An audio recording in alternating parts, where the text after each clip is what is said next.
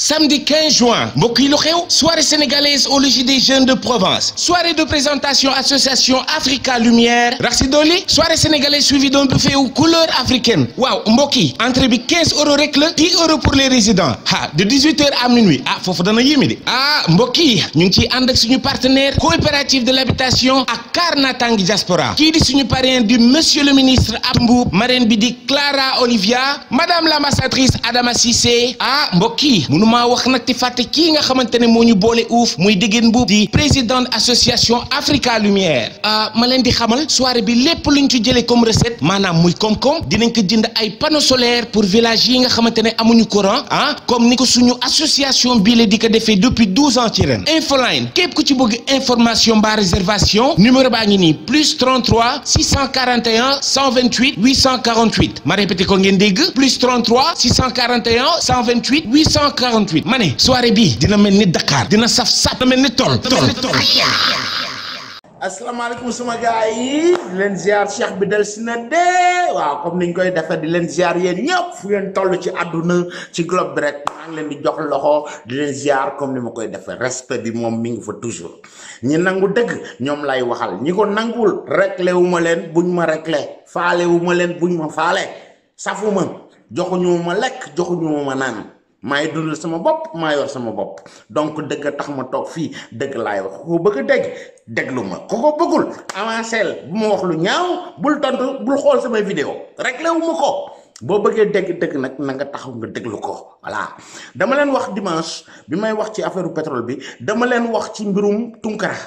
ne leen du journaliste du politicien c'est un vaurien boo xam dafa am bañ gum bañ Macky Sall ndax am na dóor yu mu ko bëggoon a bëgg ko dóor gouvernement Sénégal loolu fonctionné wul mu ñëw tey yi leen gëmloo ko ne Macky Sall moo yées moo bon dama leen waxoon danaa leen ko wax danaa leen ko won ngeen gis ko à travers les images. Khadim Gueye bañul kenn du sosal kenn du fenal kenn Tunkara fenaluma la sosaluma la lii yaa ko wax lii yaa ko def waaw ok. lii nag laa bëgg mu leer pour waxu leen li ma leen ko waxe woon ne naa leen woon lan moo tax mu bañ Macky Sall lii kuñ ko defoon ku amoon idée dóor gouvernement dóor président nii pour ñu jox la xaalis bi pour nga am lii mën a dund koo nga xam mooy richesse bi muy woote ba tax muy xas président naan baayam tekkilul dara baayam du woon dara yaayam ma doon dem di reyante pour jox dépense ci kër ga loolu laa bëgg ngeen déglu ko ba pare li Tunkara wax ci moom bu ñëwee nag ma wax leen tegal leen na ma leen ko promettroon Xaadim lu mu wax dafa am fu mu ko teg naa leen wax bu ngeen dégloo lii Tunkara wax ba pare ma ñëw tegal leen lan moo waral lii lan moo tax mbañ ji voilà ngeen xam kan mooy Tunkara kan mooy waajoog sikki moom boobu voilà xool leen lii ngeen déglu ko ak attention après ngeen xool la ma leen war a won ci Tunkara Xaadim lu mu leen wax da koy def Tunkara loo wax ci président Macky Sall sa non numéro 1 bi loo wax ci moom wax ko sénégalais yi déggaat ko gars yi déglu leen Tunkara. Deux frères yoo xam ne jëlewuñu ko ci baay ils sont nés pauvres ils ont grandi pauvres Macky Sall baayam tekkiwul dara ku xam histoire u Sénégal demal nga xool histoire u baayam daanul sax jox ndeyam dépense yaay ji moo daan kot-koti dimbali boppam indi dépense ci biir kër toggal papa ji nag dégg naa bu papa ji menaan sax mu neexal ko papa ji gardien la doon ba dee loolu yëpp du problème parce que comme niñ ko waxee nit ku tekkiwul dara mën naa jur ku baax loolu fekk nañ ko ci àdduna bi ba tàyyi imagine loolu yépp ñëw jàll Macky Sall ak Aliou Sall ñoo bokk ndey ak baay amul benn accomplissement boo xam ne dañ koo def ci àdduna bi doomu adama gis ko amul dara benn accomplissement boo mën a tudd ne wala société bu tudd diw wala société bu tudd diw moo ko doon gérer fii la toll amul benn maanaam benn tekki boo xam ne Macky Sall daf koo tekki defar ko àdduna gis ko déedéet lu dul ay poqataan yu xasaw ak am néeg derkle loolu la ko nit ñi xamee balaa muy doon président koo wax mu ne la booba déodorant sax amul njëgam day kay xunn bu la jegee loolu la ñu daan wax la même personne avec son frère de salaud la mongol bu raté boobu ngeen gis leen fu ne ci àdduna bi BBC génnee scandale bu toll nii kale nee na moom dafa dem umra nee na day jaamu ji yàlla xaw ma nooy jaamoo yàlla ak yu bon yi ngay def moi je comprends pas dama defe ne xanaa Sénégal dañuy nelaw Aliou Sall comme ni ma leen ko waxee démb moom laa ciy delluwaat ay moykatu yàlla rek la ay dàq ay jabaru jaambur ay tëdde ay jabaru jaambur moom loolu lay doxee àdduna yépp gis leen cet imbécile de merde BBC indi accusation bu mel nii mu woote conférence de presse toog mu ne sénégalais yi nañ ko laaji question gars yi di ko laaj ay question yu compétent cet même imbécile foutaise Aliou Sall jóg di ne sénégalais yi di leen wax ay waxu dof tey mu wax lale bu subaa mu jaar fële mu ne nit ñi xanaa moom du liggéey xam nga man yenn saay damay toog damay xalaat comme ni ko ñu bari di waxee boo toogee da ngay yaakaar ne sénégalais yi dañu amul jom moo tax jóguñu xeex ak ñii déedéet xam nga yenn saay nit aussi jéppi ko ba mën a toog koo xool beneen manière xeex la parce que man dama yaakaar ne wallahi al azim les sénégalais que je connais doomu Sénégal yu baax yi dëkku Sëñ Tuuba dëkku maam Alaaji Malick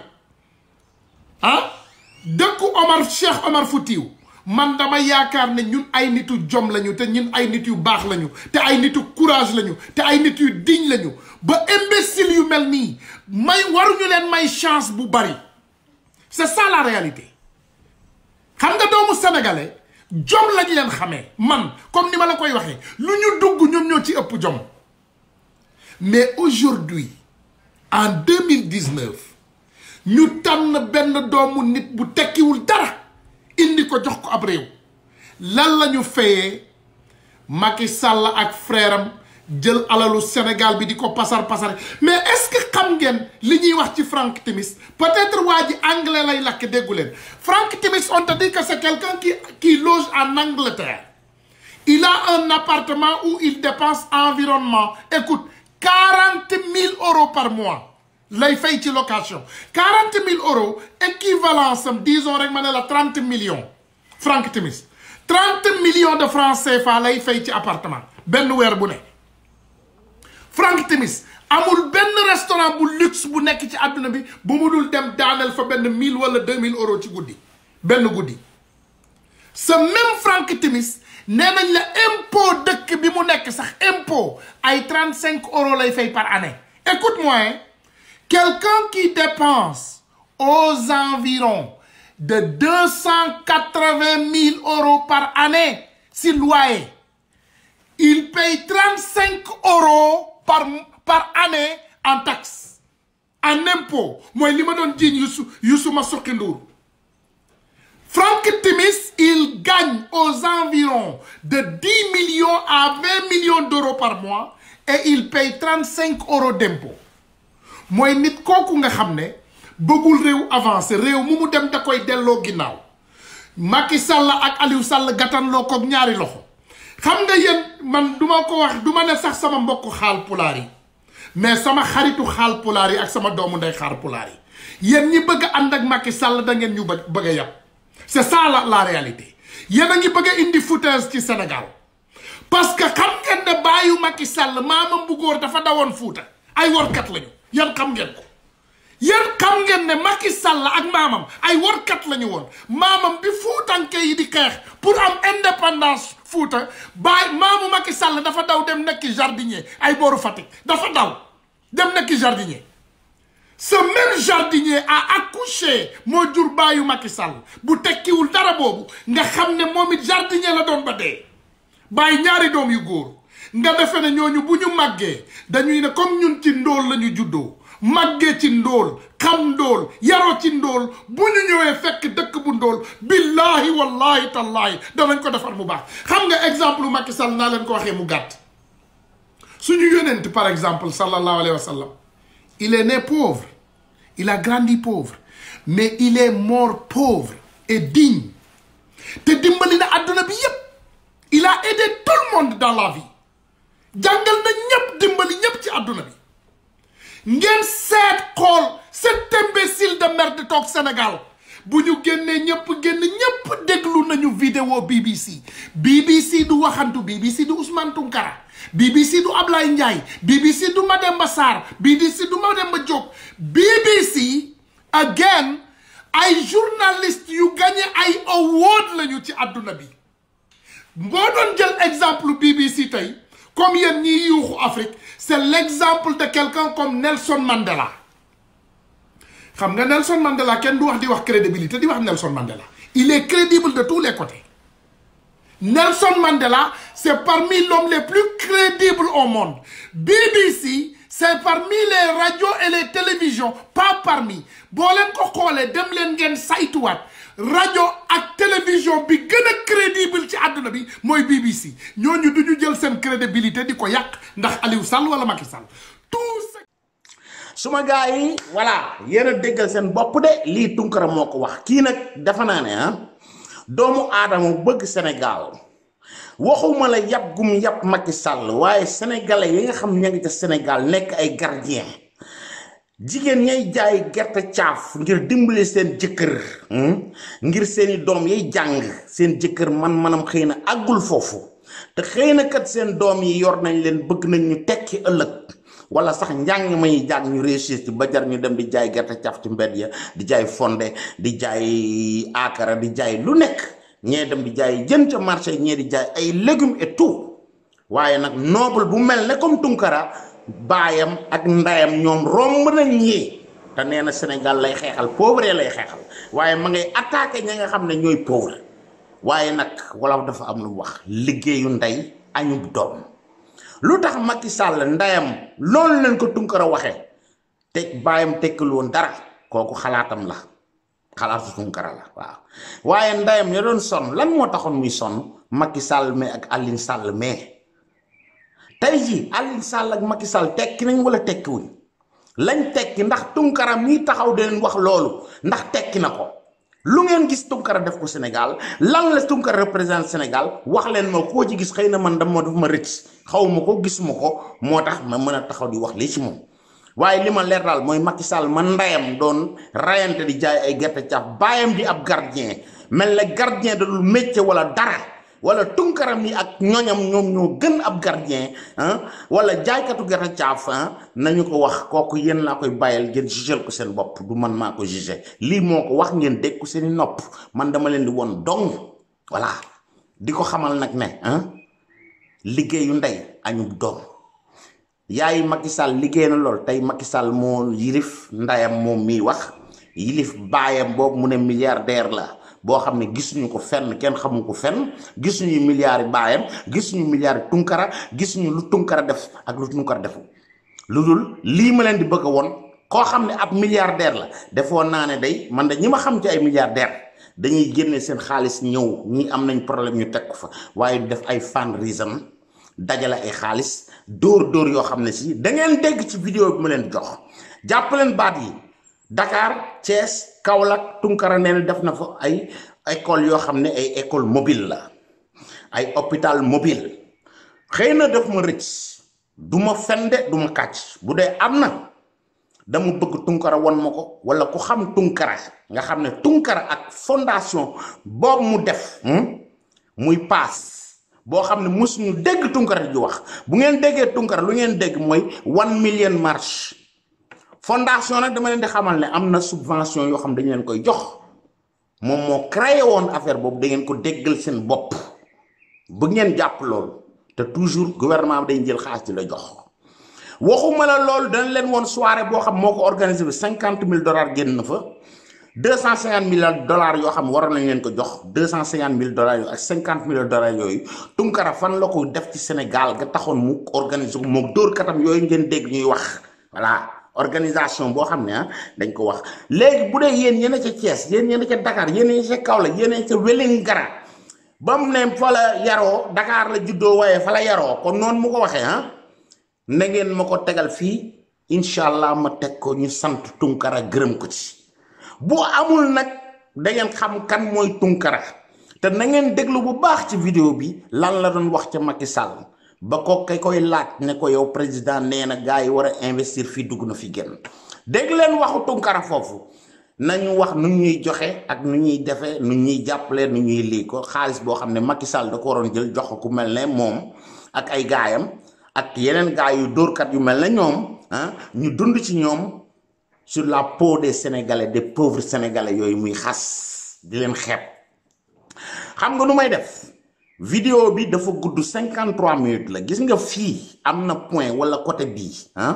bu weex boo xam ñi ngi la ko fiy jox instant bi may wax ak yow boo ci bësee moo lay yóbbu ci lien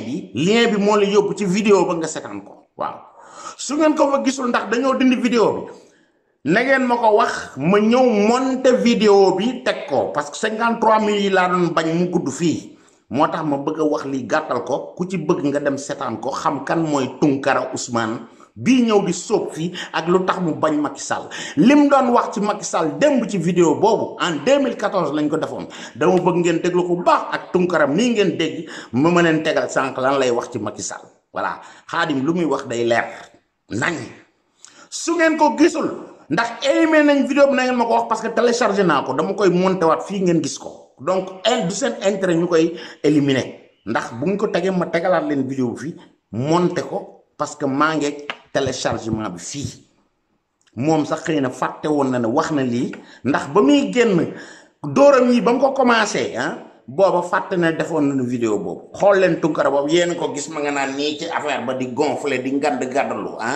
ay Obama yu kenn xamul kenn gisu leen ci soirée ba ne na ay gaanam la ay xaritam lañ ay patron wu American Express ay ponkal la fa cité yoo xam ne tegal nañ ko $250,000 yoo xam da ko waroon def ci école yooyu ci pauvre sénégalais yooyu buy taw fii muy taaw fii ñuy déplacer école yi déglu leen seen ak ñi nopp ngeen xam kan mooy dóorkat yi ne ci àdduna bi di nax sénégalais tey ñëw na leen fi ay 1 million marche barki démb changé waat na tur 1 million marche bañ këppoo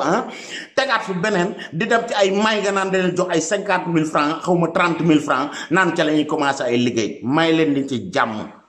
tey wax dëgg bàyyi leen sénégalais yi ngeen di nax bu ngeen amee seen ay intérêt personnel te président nangu ko Macky Sall du dof xam na dóorkat yu mel na yow ñu tekkiwul dara comme yow Macky Sall du leen distingué donc dërëmu Sénégal du ngeen ko lekk kon nag gars yi maa ngi leen di bàyyi bësal ci lien bi mu ngi nii fii la wala fii xaw ma fu ñu ko ciy positionné mooy point boobu nga gis mu weex boo ci bësee moo lay yóbbu directement ci vidéo ba nga seetaan ko après nag nga juge sa bopp fii laa leen tàggoo gars yi leen wax bindu leen ci chaîne bi ci commentaire yi bu fekkee ne vidéo bi gisu leen ko na ngeen ma wax ne gisu leen ko ma ñëwaat fii toog jël vidéo bi monté ko kooku mënuñu ko effacer ndax jël nañ ko bu yàgg kàccikat yu mel nii boo leen di duma doo leen duma fii ndax lu ñu def ci YouTube dañ koy éliminer vidéo bi jàll na ci YouTube de mais tuuti ñoo ko seetaan kenn gisu ko woon dafa romb yi ñu doon dégg mooy Tunkara muy wax ay Youssou Ndour tëddee na Viviane ak affaire yi ay 200,000 visualisations bii 800 personnes ñoo ko gis ci àdduna yépp te 800 yooyu man mi ci laa bokk donc falaa ko ne sepet ñëw teg ko pour won leen kan mooy Tunkara mi baadoola bii kii naan milliardaire la kii naan yor na lu ne bureau bu ne mu won leen ko kër goo xam ne si bu tayee mu teg affaire bi fii bureau boo xam ne ordinateur nekk fa aw këyit nekk fa dara biir këram lay tourner comme sama gàlle bu ma neexoon tourner fee won leen fële won leen waañ wa won leen fële won leen fële toog naa mooy sama bureau ana sa bureau gisuñu ko liñ gis mooy business yooyu di xool leen terme yi muy utiliser mooy terme dóorkat dëggantaan du lu leer du ci benn parole bu leer waaw ay lii laay def ak transfert boo bëggee yónnee Sénégal wala nga jëlee Sénégal yóbbu fee dugg na fee génn xaw ma nu mu ko tuddee yooyu yëpp dóor la te oto boo ko jox mu dugal ko ci biir boo àggee Sénégal xam nga boo ubbee nu mu tuddi fañ ko dugal xam nga loo fay gis ay matelas nga fay fekk kooku mooy waa ji taxaw di bañ Macky Sall ndax dóor yi nga xam bëggoon na ko dóor gouvernement Sénégal dóor ko Macky Sall sa waay tëgg nga ko xool leen lii gars yi di leen tàggu fii nag di leen nuyu di leen ziar Xaadim lu leen wax da koy documenté teg ko Tunkara boo yoree sama document triant bu ma def na nga ñëw nga teg ko comme ni ma tege sa bos bi sa dóor yi voilà man duma yow doo man waaye bàyyi Sénégalais yi nga xeeb sa baay milliardaire ak sa baay Richard la ñëwal nga tegal ñu vidéo fii sa baay jamaa bu muy jaayee milliards yoo am loo am Sénégal loo fa amul won ñu ko pas ab salon teg benn table ñëw di ngand fii mooy sama bureau sama laa léeg-léeg mu jël téléphone non liggéey la woon dañ ma doon non ok ñëw di leen gëmloo yooyu xoolal dañoo dépassé yooyu booy dóor da ngay xam ñi ngay dóor waxook ay dof peace and love guys in the world right bindu leen ci chaîne bi Khadim Gueye TV dëgg gi fi la nekk leeral fi la nekk bañuñu kenn waaye ku fi kàcc ñu tegal la say kàcc pàccee benn peace and love guys ciao